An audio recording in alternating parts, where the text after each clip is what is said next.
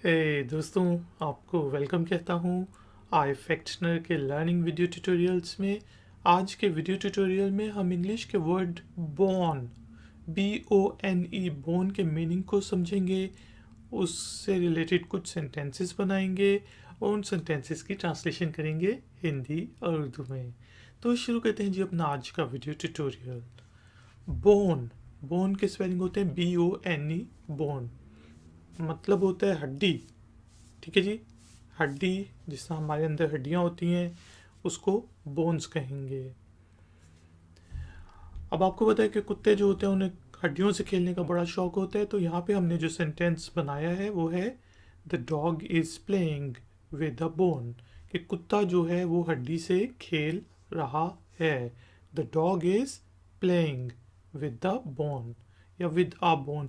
अगर वो special bone से खेल है तो आप विद द बोन कहेंगे। किसी एक हड्डी से खेल है तो फिर आप आ बोन भी कह सकते हैं। तो दोस्तों, उम्मीद है आपको बोन के मीनिंग और यूजेज समझ आ गया होगा। कोई क्वेश्चन है, कोई कमेंट है तो नीचे दिए गए कमेंट्स बॉक्स में ज़रूर लिखिएगा। वीडियो को लाइक ज़रूर करें, शेयर ज़रूर करें और चैनल को सब्सक्राइब करें।